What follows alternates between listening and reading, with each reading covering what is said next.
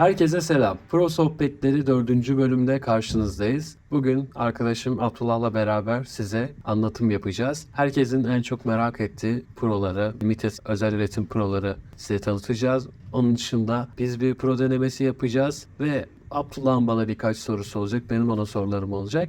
Bu şekilde bir sohbet sürdüreceğiz. Öncelikle Abdullah hoş geldin. Hoş buldum. Merhaba. Şimdi sende de ilk deneyimimiz oldu. Normalde Evet. Abdullah'la beraber çekiyoruz videoları. Ama Abdullah daha çok ekranın arka tarafında kalıyordu. Bugün beraber bir şey yapalım dedik. O da iyi bir pro sever. İlk o zaman sorumuz bu şekilde gelsin. Favori proların hangileridir? Ben genelde Cuba Pro'larını tercih ediyorum bildiğin gibi. Tabii ki de Küba olmazsa olmazımız. Evet, aynen. Cuba'da da en beğendiğim marka Trinidad. Evet, biraz cep yakıyor ama Ya tabii günlük daha çok Partagaz T4. Trinidad'da en çok sevdiğim tabii ki Esmeralda. peki Küba dışında soracak olursak, çünkü artık insanlar Küba dışı proları daha fazla tüketiyorlar ve çok beğenilen markalar var. Soracak olursak Dominik, Nikaragua, Honduras, Costa Rica hangi ülkenin prolarını daha başarılı buluyorsun? Yani Cuba'dan sonra benim için Nikaragua geliyor. Peki favori markan diye soracak olursak? Favori markam Liga Privada ve Mayfarer. En Evet. çok sevdiğim için. Yani Liga benim de bu arada favorim. Drew Estate'in ürettiği bir seri. Gerçekten müthiş bir tadım, müthiş bir lezzet. Aromalar çok hakim. Küba'ya göre daha yoğun bir aroma lezzet alıyorsunuz. Ama tabii Küba ile kıyaslanamaz. Küba daha farklı. Bu bölüm ilk baştan dediğim gibi bomba bir bölüm olacak. Tabii bu bölümle beraber akabinde farklı bir bölüm de doğuyor. Şimdi şöyle tanıtayım. Burada görmüş olduğunuz kutular geneli Kübalardan oluşan özel seri Limited Pro'lar. Bugün bunların tanıtımını yapacağız. Tabii akabinde bir sonraki bölümlerde de fiyat performans ürünleri, daha doyurucu Pro'ları tanıtımını yapacağız. Öncelikle ben en baba, en bilinen, herkesin aslında tatmak istediği bir Pro'yu, tabii ulaşım ve erişim konusunda zor olan bir proyu tanıtacağım. En önemlisi fiyat. Evet, tabii ki fiyat olarak bayağı problemli. Dünyada çok nadir bulunuyor ama Türkiye'de hayli çok fazla var. Tabii sahte olarak bu ürünün o kadar Her çok yerde bulabilirsiniz. evet kopyasını yapıyorlar ki bu ürün BK52. Koiba'nın ürettiği, aslında dünyada en çok sevilen ve tabii hediye olarak çok fazla insandan insana aktarılan bir ürün. Aslında en popüler serisi BK56 alamadık çünkü hem çok pahalıydı, bulamadık. Kara borsada da inanılmaz fiyatlar var. 10 tanesine 5000-4000 euro tarzı fiyatlar veriyorlar. O yüzden bugün BK52 ile, yani 52'lik olan Pro'suyla sizleri tanıştıracağım. Tabii önceden tanışmış olanlar muhakkak vardır. Bilmeyenler için gösteriyorum. Şöyle 10 adet Pro'dan oluşuyor. Dünyanın en pahalı Pro'larından birisi. Koiba BK52. Bence ölmeden önce herkesin tatması gereken bir Pro diye Biraz düşünüyorum. zor ama. Evet, kesinlikle, yani kıyamıyorsunuz bu arada. Renk olarak zaten açık tonlarda yıllandırılmış yapraklardan sarılıyor ve o yapraklar hasat dönemlerinde özenle seçiliyor. İkinci bir ürünümüz Grand Reserve bir ürün.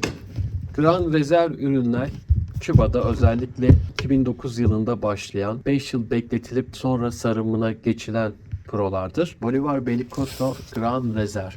Bu ürün dünyada sadece 5000 adet üretilmiş. 2016 yılında hasada alınan, 2021 yılında satışa sunulan bir ürün. Dünyada bulması gerçekten ender ürünlerden birisi. Tamamen koleksiyon, Değer taşıyan bir ürün. kesinlikle. Yani Abdullah, bilmiyorum daha önceden gördün mü bu ürünü? Yok, ilk defa. Yani zaten 5 yılda bir Evet. ihtimalle. Kesinlikle. Ürün bu şekilde, açıyorum. Bu arada çok fazla fiyat bilgisi soruyorlar. Ortalama B2 için söylemedim ama 2000 euro civarı bir fiyata sahip. Bu gördüğünüz Grand Reserve'de ortalama 3500-3000 euro civarlarında fiyatlara satılıyor. Tabii bence çok çok pahalı. Ama yapacak bir şey yok. Bugünün şartlarında bu tarz prolara erişmek istiyorsanız paraya kıymanız gerekiyor. Bu prolarda daha çok kuru meyve tatları alırsınız. Biraz meşe tatları alırsınız. Genel olarak zaten seçilen yapraklar kusursuz oluyorlar. Hasat esnasında en iyi yapraklar seçiliyor. 5 yıl boyunca fermente ediliyor, bekletiliyor. Ardından sarım işlemi olup piyasaya sürülüyor. Bu şekilde. Şimdi 3. Pro'muzun da açılışını bence Abdullah sen yapmalısın. H. Chapman'ın Magnum 52. Her zaman nasip olmaz bu açılışta da yap. Kesinlikle. Yani kırmızının aşkına.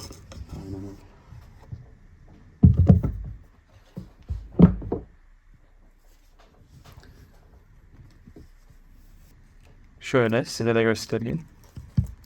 Bugün bence tam seni yansıtan ürün bu, evet. Kesinlikle, yani benzer birkaç tane daha ürün var. Şimdi bu tarz limited edition ürünleri, Pro'ları Küba 2000 yılından sonra çok fazla üretmeye başladı. Çünkü normal Pro'lardan ziyade bu Pro'lar 4 kat 5 kat daha pahalı oluyor, daha kazançlı oluyor ve bunun için özel şık kutular yapıyorlar. Koleksiyonerler de daha çok bunları tercih ediyor. Bir Pro bence kusursuz olmalı. Kusursuz dediğimiz Pro'lardan bir tanesi Magnum 52.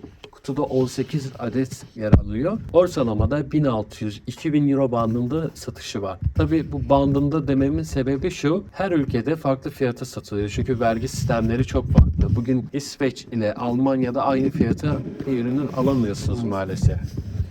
Şimdi Romeo Juliet, Küba'nın aslında en bilinen markalarından birisi. White Churchill, Short Churchill, onun dışında Churchill modeli var. No 1, No 2 diye daha alt segment Pro'ları olan bir marka. Herkesin sevdiği, takdir ettiği bir marka. Ben de yani özellikle White Churchill'a hastayım. Bu arada açılmamak için can atıyor. Haklı. Makas kesmiyor gibi. Bu ürün Romeo Juliet'in en özel yapraklarından üretildi. Tabi dışını işte çınar ağacından yapmışlar ve piano black bir kaplamaya sahip. Dışı dediğin içi sedir değil mi kutunun? Nasıl? Evet, içi sedir. İçi İspanyol sediri oluyor. Dışı Dış kaplama. kısmını da evet çınar ağacından yapmışlar. Tabii bu ürünün içi jelatinli.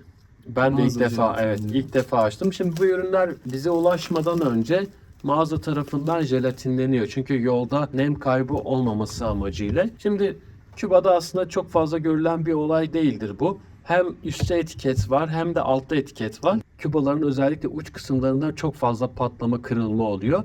Bu şekilde bantlamaları hem kırılmayı engelliyor hem açılmaları engelliyor. Bence gayet başarılı. Bu ürün Piramides. Yine bunun bir benzeri olan, aslında Nobles benim favorim ama Romeo Juliet'in Hidalgos modeli var ve Dianas var. Bu üçünü 2021 yılında Habanos'un düzenlemiş olduğu festivalde sunulmuştu.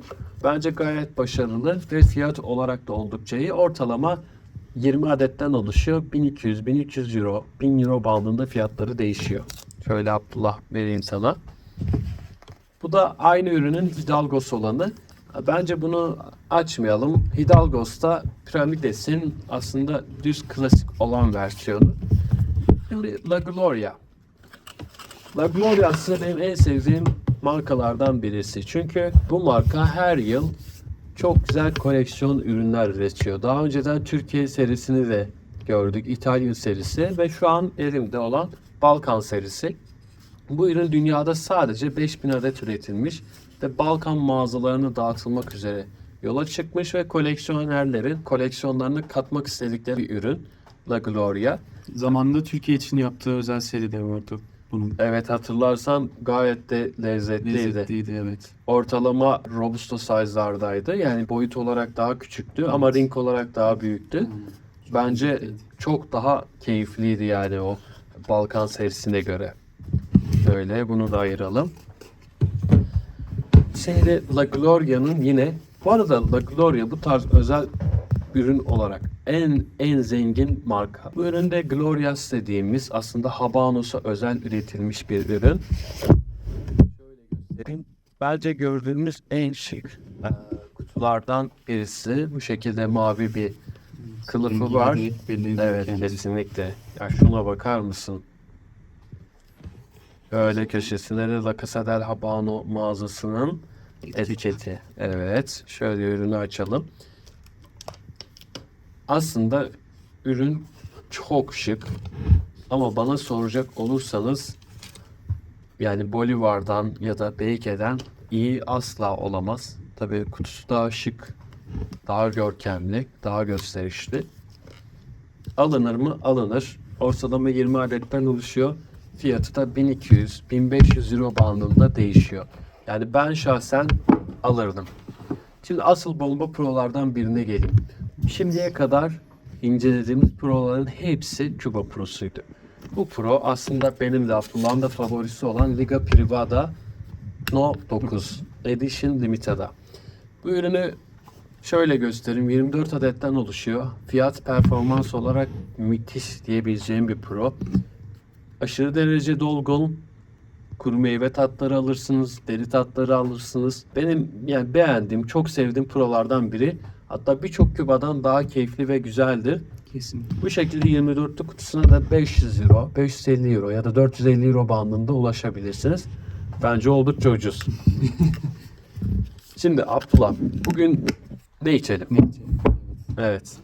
Bir kutu ayırdık. Kısma geldik. Evet. Kutumuzu bence alalım. Şöyle vereyim. Aslında özel seri konusunda başarılı olan Ramon Arenas markasının La Casa del Habano mağazası için özel ürettiği bir ürün. Bu ürün bence tamamen fiyat ve performans ürünü. Oldukça beğeniyorum. Sadece size olarak biraz düşük. Şöyle diyorum. Habanos'a özel ürettiği ürün derken şöyle gördüğünüz altındaki kırmızı toka dediğimiz, yüzük dediğimiz kısım. Kısa tamam etiketi. Evet, kesinlikle. Şimdi en çok sorulan sorulardan ikisi şu. Birincisi, Pro'yu nasıl kesmeyi tercih edersin? Pro'yu nasıl yakmayı tercih edersin? Bana göre Pro'dan Pro'ya bu değişir. Özellikle kesme olayı. Değil mi? Bu tarz bir Pro'da Abdullah sen nasıl bir kesim tavsiye edersin? Bu tarz bir proda ben Hatta bence kes de. bugün ben keseyim. Müsaadenle. Tabii müsaade senin. Bugün serimiz Ponton hem klasik hem V katır kesilen Bir arada. kesicisiyla, evet. Tabii ki ben normal kesimi tercih edeceğim. Normal kesim candır. Sen nasıl kesmek istersin? Tabii ki de klasik kesim. Şimdi aslında bu tarz yani piramit olan ürünlerde, ucu sivri olan ürünlerde V katır tavsiye ederim. Ama bıçağının çok iyi kesmesi lazım. Çünkü V katırla kestiğiniz zaman yaprakları birbirine sıkıştırıyor. Sonradan duman gelmesi zor oluyor ve parçalayabiliyor. Kesinlikle. Aslında en problemsiz olan klasik kesim. Punch da bazen pronza zarar verebiliyor. Mesela bu ortalama 48-46 arası ring tam olarak bilmiyorum ama 11 milim ya da 9 milim punch buna kullanamazsınız. Çünkü Pro'yu tamamen patlatır. Daha ufak bir punchla da duman çekemezsiniz. Yani bu tarz ufak ringlerde aslında en mantıklısı bence klasik kesim. Şimdi Pro'yu zaten keserken önceki videolarda çok fazla gösterdim. Şu cap dediğimiz şapka kısmından ayırmamız gerekiyor. Daha derinden aldığımız zaman bu sefer yapraklar açılıyor. Pro zarar görüyor. Bu sefer de size eziyet olmuş oluyor. Şöyle etrafında bir tur döndürüp belli zaten. tık diye koparmak gerekiyor. Şimdi o zaman yakalım. Bakalım nasıl bir pro. Ben daha önceden aslında denedim ama şimdi ilk defa denemiş gibi yapmak istiyorum. Tabii pro yakmadan önce şu kestiğim kısmı temizliyorum. Aşırı derecede toz var. İlk ağzınıza koyduğunuz o tozlar, parçalar hepsi ağzınıza geliyor. Sonra elinizi sokmak zorunda kalıyorsunuz onları ayırmak için. Bayağı bir eziyet. Bir tane ben alayım. Aslında kibrit de kullanabiliriz ama ben daha önceden de belirttiğim gibi kibrit çok fazla kullanmıyorum, tercih etmiyorum. Çünkü benim için bayağı bir zorlayıcı oluyor. Kokusunu da sevmiyorum. O yüzden jet çakmakları kullanmayı daha çok tercih ediyorum. İşte soranlar oluyor. Yine bu videoda da açıklıyorum. İçine kullandığımız gaz özel bir gaz, premium bir gaz. Normal bir gaz değil. O yüzden koku ya da his geçmiyor. Hatta gaz burada. Bodega. Yani bu şekilde bu gazı kullandığımız zaman ya da farklı alternatif gazlar da var. Ama yani bizim kullandığımız yerli malı Bodega. Normal gazlarda içine afet edilebilsin diye çeşitli aromalar, sarımsak kokusu, işte çürük yumurta kokusu gibi kokular ekleniyor. Ama Pro'muzda biz böyle kokular istemeyeceğimiz için içimize çekerken Kesinlikle. bazı markalar böyle Pro'lar için özel olarak saf, %99 saf ve bütan gazları üretiyorlar ve bunlarla yakmak hem çok daha pratik hem çok daha keyifli oluyor. Kesinlikle. Ben de sana katılıyorum bu konuda. Bu arada zaten dediğimiz gibi kokulu gazlar aslında insanların gaz açıkken farkına varıp kapatmaları için Evet, yapılan bir güvenlik olay. amacıyla Evet, yapıyor. güvenlik amacıyla. Bunda aslında premium gazlarda olay biraz daha farklı. Şimdi torçlu çakmak kullanıyorum. Pro'yu daha hızlı, daha eşit bir şekilde yakıyor. Zaten Pro'yu eşit yakmadığınız takdirde bir süre sonra Pro'nuz saçma sapan yerlerden yanıp gitmeye başlıyor. Tamamen huzursuzluk oluşturuyor. Bu şekilde 45'lik açıyla yavaşça çevirerek Pro'mu eşit bir şekilde kenarlardan yakıyorum.